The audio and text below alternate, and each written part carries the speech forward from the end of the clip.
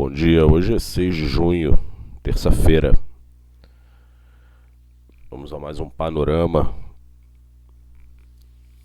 Já inicio pela sessão asiática dizendo que o Nikkei atingiu mais um all-time high dentro dessa janela de 33 anos. Mais uma máxima intradiária dentro dessa janela aí de 33 anos, o índice Nikkei. Hoje, por lá, as principais bolsas fecharam sem direção única, porém o Nikkei foi o destaque de alta. O CSI recuou 0,94%, o Xangai caiu 1,15%, o Hang Seng ele ficou na margem com uma leve queda de 0,05%. O Kospi subiu 0,54, o Topix subiu 0,74, lá a bolsa australiana fechou com queda de 1,2 e o Nikkei alta de 0,9%. Eu volto a ressaltar que não houve nenhum tipo de alteração na sua política monetária do BOJ, ok? E o Nikkei aí segue renovando máximas aí nessa janela de 33 anos de mercado bastante bullish para a bolsa japonesa. Vamos dar uma olhadinha aqui no nosso gráfico do Nikkei. Ele já está na tela. Esse é o gráfico diário dele. Vamos dar uma conferida, aumentar aqui. Vai lá, ele está indo realmente buscar a nossa referência comentada na sessão de ontem. Está dentro aí daquela janelinha do FIBO, onde ele se encontra com as retrações. O primeiro objetivo foi alcançado, tem entrado volume, observe, o volume não é ruim, é um volume tá dentro da média intradiária. Deixa eu de repente até fazer isso aqui para mostrar melhor para vocês. Observe aqui no crossover, no meu mouse, tá aqui o meu mouse. Aqui são onde ele fez os grandes volumes, né? E aqui é a média do mercado. Aqui é a média do mercado. Então observe aí que ele está dentro da média do mercado aí de volume, com o mercado bastante comprador. Então, acontecendo um pullback, se o volume estiver abaixo, né, dessas altas, é bastante saudável. Ele está colocando aí um lucro no bolso, o participante coloca o lucro no bolso para poder voltar a comprar mais se for a intenção real dele, ok? Então volume positivo no Nikkei e a bolsa japonesa continua aí surpreendendo, renovando máximas intradiárias. Notícia no Japão também, notícia no mercado asiático também é que o Banco Central australiano elevou a sua taxa básica de juros em 25 bases, foi agora para 4,1% ao ano. A China e a Rússia realizaram patrulhas aéreas sobre o mar do Japão e o mar da China Oriental. Isso pode vir a causar desanimosidade geopolítica. Então vamos observar esse movimento geopolítico. As sanções que afastaram a Rússia e acabaram desviando os fluxos comerciais, elas acabaram criando uma abertura para a China no Cazaquistão.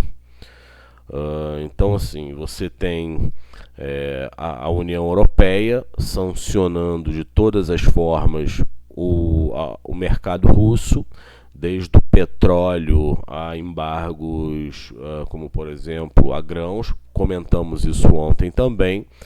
Então a Rússia necessariamente, para se manter minimamente saudável, ela fecha parcerias comerciais porque é até um pouco mais fácil e bastante produtivas para a China, né, do lado chinês. Então a Rússia ela se junta à China e e acaba abrindo brechas aí, outras brechas comerciais agora na China, para a China no Cazaquistão.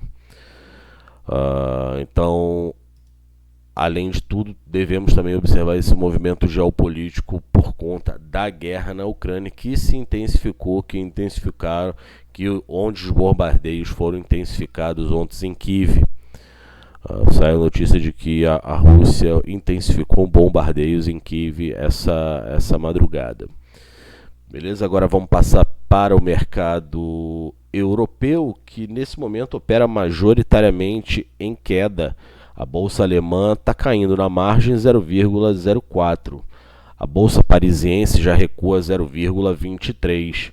Cai 0,29. Londres recua 0,47. Milão, queda de 0,34. A bolsa espanhola. Hoje é um dia de agenda estável no mercado europeu, mercado asiático, mercado americano, mercado local, com a agenda sinalizando os eventos econômicos de forma um pouco mais fraca. O mercado ele tende a continuar a sua tendência ou a lateralizar e não fazer um movimento contra a tendência, né? Pedidos industriais alemães mês a mês, veio queda de 0,4, bem abaixo do consenso do mercado, que esperava uma elevação na sua produção industrial de 2,8%. O número anterior foi uma queda de 10,7%. A referência mês a mês, ainda assim a queda foi muito grande com relação às expectativas pelo pool do mercado.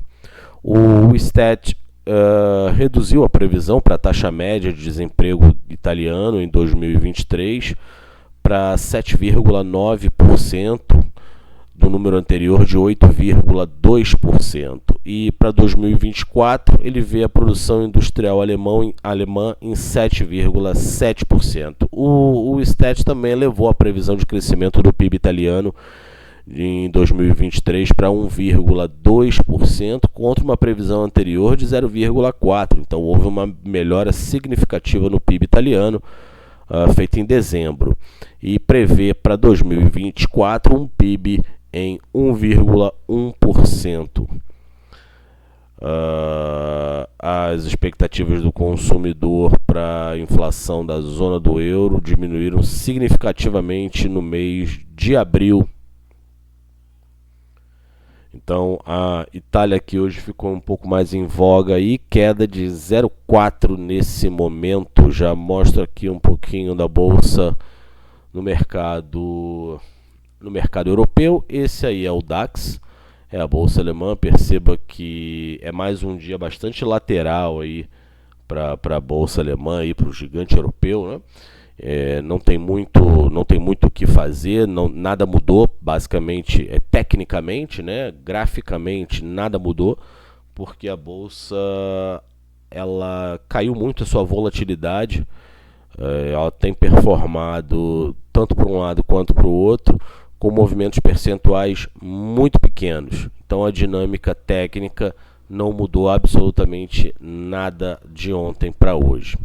Legal?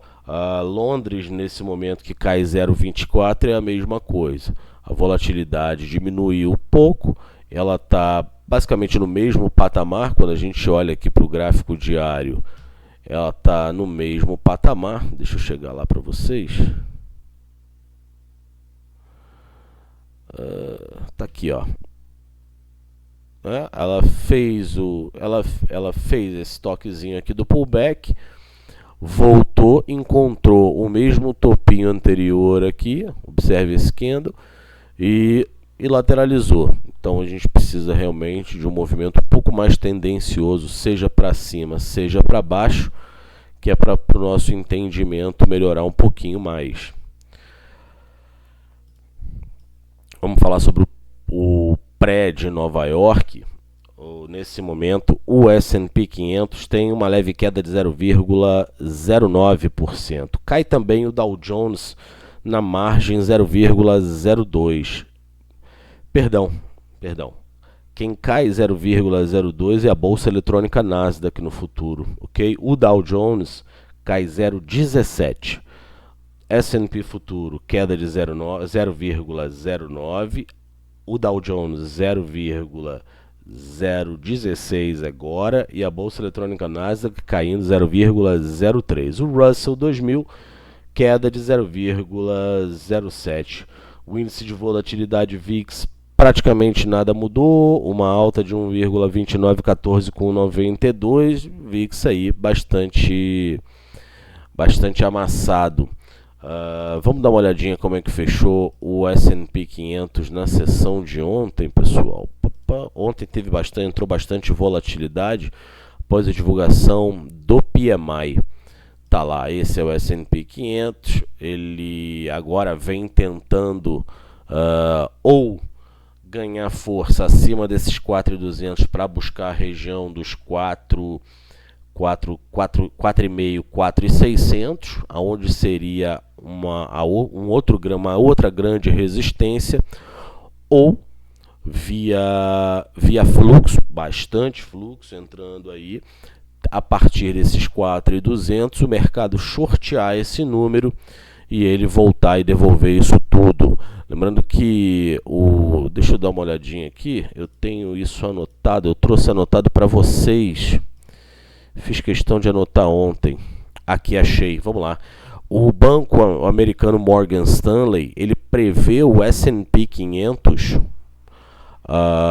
no final de 2023, né, o S&P Terminal 23, no patamar de 3.900 pontos, ok? No seu cenário base. O cenário base para o Morgan Stanley é 2023 fechando com S&P no patamar de 3.900. 3.900 ele não está aqui nem no nosso gráfico, nem na escala. 3.900 é aqui, ó. Observe, botei o cross aqui, ó. Aqui é o 3.900. Olha o 4 aqui. O 4 está aqui, é onde o mouse está. Aqui nessa área de volume aqui, ó. Então observe o quanto que o S&P teria que andar para baixo para ele chegar no cenário base do Morgan Stanley. Então tá num ponto aí, 9 meses. A gente está passando de 9 meses, não é verdade, né? Todo dia 9 meses já nasceu. Então a gente está passando desse cenário de 9 meses aí, desse patamar de 4.200 muito forte. Quando entrar um fluxo para definir essa tendência aí, vai mexer muito com o mercado. Quem não está acostumado vai assustar. Quem tiver na mão contrária, se não souber estopar, vai quebrar. Então é um ponto de bastante indefinição do S&P. Vale a pena a gente estar sempre monitorando. 4.200 para o Morgan Stanley, por exemplo, 3.900 até final de 23. Lembrando que a gente está no meio do ano. E verificando o CFTC, que é a posição dos especuladores, os asset managers e os fundos alavancados, eles estão agora net long no S&P futuro. Saiu a notícia ontem, eu verifiquei na CFTC que os asset managers e os fundos alavancados agora eles estão net long. Então eles estão apostando na alta. Então muita atenção aí nesse patamar de 4.200, tanto para cima quanto para baixo, vai depender muito do fluxo. Observem aqui, ó, vou até aumentar um pouquinho o zoom aqui, observe lá no volume, lá embaixo aqui, no azul. Olha como é que o volume caiu bastante. Essa barra aqui, da direita para a esquerda, a terceira barra, onde o mouse está passando aqui, é o payroll, tá, pessoal? Então, perdão, não é o payroll, não. Não é o payroll. O payroll está aqui, ó. O payroll está aqui, perdão. O payroll está aqui. Então, observem, o payroll está aqui. Essa barra aqui foi o payroll, tá? E aqui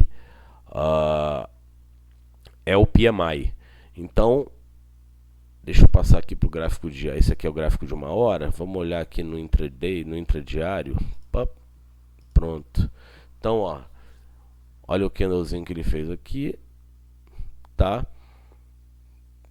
Dentro da marcaçãozinha que eu fiz ontem. Então, um patamar bastante interessante para a gente monitorar. E ou ele vem buscar, ele está dentro do canalzinho aqui, ó, né? Ou ele vem buscar essa referência para cá, 4,5, 4,600, ou dá um tibum aqui e 3,900 é a previsão do cenário base do Morgan Stanley para o final de 2023.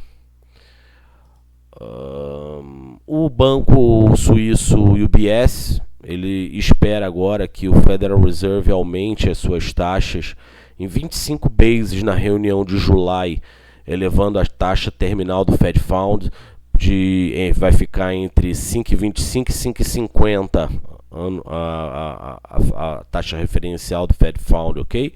Então o banco suíço UBS espera que o Federal Reserve aumente a sua taxa básica em mais 25 bases, é mais um hike na reunião de julho, elevando assim a terminal para 5,25 e 5,50. Esse também é o meu call. E aí sim, a depender do PCE, CPI, Payroll, Jobless Claim, existe aí uma chance maior, né, encontrando uma certa estabilidade, ou como o mercado gosta de falar, ancorando as expectativas, o Fed entre no modo hold e aí ele mantém a taxa aí por mais um longo período antes de começar os seus cortes, ok? Bom, o VIX nada mudou, não vou perder o seu tempo, muito menos o meu. No dia que eu ver realmente alguma mudança na alteração das opções 0DTE ou, fora isso, o VIX nos surpreender e mudar de direção, ou ele sair desse ponto, né, desse ponto aqui, em algum momento eu chamo a atenção de vocês, ok? Senão a gente vai ficar chovendo no molhado e aí não é interessante pra gente, tá bom? Vamos dar uma passadinha rápida aqui pelo DXY. O dólar index sobe nesse momento 0,1%, está no patamar dos 104 pontos. Tem aqui, continua, olha aqui, ó, o dólar forte, né, strong dollar, king dollar, o DXY. Se a gente tem um dólar mais forte, provavelmente a gente, dentro de uma cesta de 22 moedas, vamos ter os pares perdendo mais força frente ao dólar americano, e aí a gente tem o euro mais fraco, tá? Então não tem muito segredo. É lógico, o dólar mais fortalecido, possivelmente o nosso real aqui também ele tende a se enfraquecer, mas aí entra a política, os destaques internos, enfim. Aí a gente tem que verificar pontualmente, mas o cenário base para o mercado de moeda é esse: o dólar continua forte. Eu havia dito ontem, né, que o dólar continuaria mais forte e o euro um pouquinho mais fraco. Tá? Apesar do que eu vi posições compradoras dos especuladores do CFTC no euro, tá bom? Não é das maiores posições, mas foram posições significativas aí de compra no euro. Vamos agora então para as nossas commodities. Deixa eu só, tá aqui, vamos lá. O barril do WTI nesse momento tem queda firme, 2 pursa, 70,70 tem negócio no WTI, queda de 2%, mercado amassando o petróleo após a reunião da OPEP em Viena no domingo. O barril do Brent cai 1,59, 75,49 o pagão. o gás natural após uma forte alta na sessão de ontem, o gás europeu subindo mais de 20%, como possível demanda asiática pela commodity. Nesse momento tem um leve ajuste de posição, é um ajuste técnico, cai 0,11, está na margem 2,24. A gasolina recuando meio pulso agora, 2,51, com óleo de calefação caindo 1,46, 2,34 sai negócio. A gente observa que basicamente as commodities energéticas operam majoritariamente em queda. O gás natural europeu nesse momento devolve uma parte da alta superior a 20% ontem, caindo 5,5% agora. No Reino Unido cai 4%. Então é um ajuste técnico. Ontem as commodities basicamente subiram firme com um princípio aí de uma especulação de que a China entraria comprando as commodities devido a um baixo estoque. Então, eu havia comentado sobre o estoque chinês, a gente deveria ficar atentos. O minério, na sua exceção, hoje sobe novamente, mais um dia de alta. Ele iniciou aí com ganhos superiores a 3% no início da sessão, né, no início da abertura do mercado asiático. Também de olho na demanda. E lá atrás, na semana passada, por exemplo, eu já havia dito que o que vai mover de fato as commodities e mudar a tendência aí, somente com o estímulo chinês em determinados setores estratégicos que demandem metálicas e energéticas, ok? E aí tudo basicamente é oferta, demanda e estoque. O Citi disse que seria necessária uma ação coordenada surpreendentemente melhor entre outros produtores da OPEP para restringir os mercados. A probabilidade de que a Arábia Saudita resolva isso por conta própria de forma sustentada é bastante baixa, segundo os estrategistas do Citigroup. Então, para os estrategistas do Citigroup, seria necessária uma ação coordenada surpreendentemente melhor entre os outros produtores da OPEP para que os mercados restringam. E a OPEP tinha dito aí que cortaria a partir de julho 1 milhão de barris por dia. O petróleo então está amassado, caindo uma média aí entre 1,5% e 2% na sessão de hoje. Esse é o Brent, esse é o WTI, e no fundo, eu trago isso à baila para dizer que o mercado vai para cima, vai para baixo e, no entanto, continua no mesmo lugar. Observem aí, eu vou colocar o gráfico do petróleo. Esse é o WTI, esse é o Brent. Então, ele anda para um lado, anda para o outro. É muito volátil, eu vou estar sempre falando isso aqui. É uma das commodities mais líquidas que existem, é a mais negociada no mundo, é a mais volátil. Então, por isso, muitos se surpreendem quando ele sobe 2%, 3%, 4%, cai 5%, cai 3%. No fundo, quase o net dele é zero, né? É um mercado muito especulativo e ele, nesse momento, ele não tem tendência definida. Ele está tentando aqui perder o suporte, vindo buscar aqui algumas projeções, inclusive melhoraram um pouquinho para o petróleo, pelo próprio Goldman Sachs, em relatório enviado a cliente na sessão de ontem, melhorando um pouquinho o preço, né, para cima, continuamos observando os estoques estratégicos da SPR nos Estados Unidos. Por enquanto nada mudou, continua a drenagem dos estoques. OPEP de olho, como próprios especialistas do Citi falaram, só a Arábia Saudita sozinha não vai conseguir também resolver o problema da commodity, né? E a gente tem um fluxo muito grande de petróleo russo entrando, tá? A preços, vamos colocar assim para ficar mais fácil o entendimento, fora da tabela. E isso automaticamente ele pode vir a deturpar um pouquinho no preço final da tela de vocês aí. Legal, pessoal? Vamos continuar aqui então pelas commodities. Agora a gente vai lá para as metálicas. O ouro nesse momento sobe na margem 0,05, 1.962 dólares a onça Troy, sai negócio.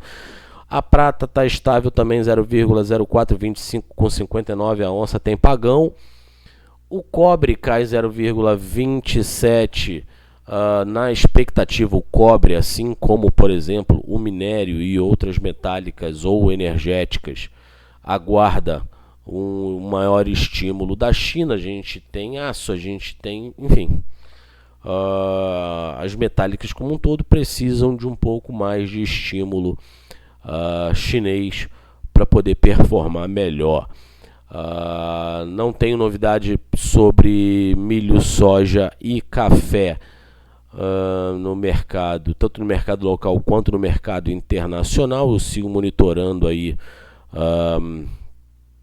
o envio de grãos do porto ali da Ucrânia, o abastecimento de cargueiros e graneleiros, por enquanto estável. Houve o aumento dos bombardeios, como eu falei, mas eu não tive notícia por enquanto. Não achei nada por enquanto aqui em Reuters, em Bloomberg, nada sobre o quão prejudicado ficou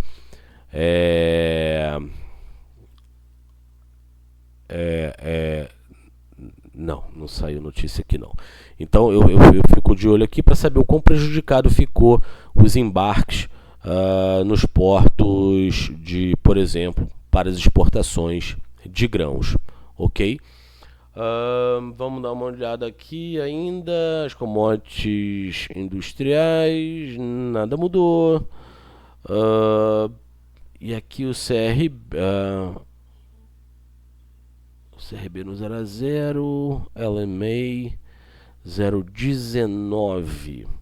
Aqui a gente tem eletricidade voltando a subir forte, olha aqui, ó. Voltando a subir forte, a gente observa a eletricidade na Europa porque é um demandador aí de inflação na veia. Vamos passar para o nosso gráfico e aqui a gente tem o ouro. O ouro absolutamente nada mudou. Ele ganhou um pouco mais de força ontem após a divulgação dos dados do PMI nos Estados Unidos, mas depois devolveu uma parte, assim como os índices. Ele está dentro desse canal aí que eu tracei na sexta-feira, e o ouro basicamente está ainda numa tendência de alta, de curto médio prazo, e espera uma definição maior acima do patamar de 2.000 dólares a onça Troy. Abaixo aí ele pode buscar na região de 1.800, é o primeiro toque na retração, é o short. Quem tem a mão nervosa e está coçando, já abriu o short na perda aí com um pouco mais de volume na região dos 2.000 dólares. Dando uma olhadinha agora lá para o café. Eu quero ver se de repente amanhã eu trago a soja para vocês aqui. A soja é um mercado fantástico também. Fantástico. Quem não conhece o mercado de soja está perdendo uma grande oportunidade. Opa, eu troquei aqui sem querer. Esse aqui é o gráfico de 1 hora no café. O café, ele está de olho no clima, porque a gente está na época da colheita, pessoal. Época da colheita, fica de olho no clima, porque pode atrapalhar a lavoura. Se o frio é intenso, se chove granizo, se chove em excesso, pode perder parte da produção que já está no pé para colher, tá? Então a gente fica de olho. O mercado ele está um pouco mais otimista. O mercado de café está um pouco mais otimista com a possível reposição dos estoques. e aí o preço tende a melhorar um pouquinho mais. Ok? Esse foi o nosso panorama de hoje, terça-feira. Lembrando que a gente tem um feriado aí no meio da semana, quinta-feira, feriado, né, para a gente descansar um pouquinho. Vamos ver como é que o mercado vai se comportar amanhã. Hoje é o dia de agenda um pouco mais tranquilo, um pouco mais esvaziado, então a gente fica aí ao dissabor dos eventos geopolíticos, dos eventos políticos, locais e internacionais. Eu desejo a todos uma excelente jornada no dia de hoje. Boa sorte e bons negócios e até amanhã.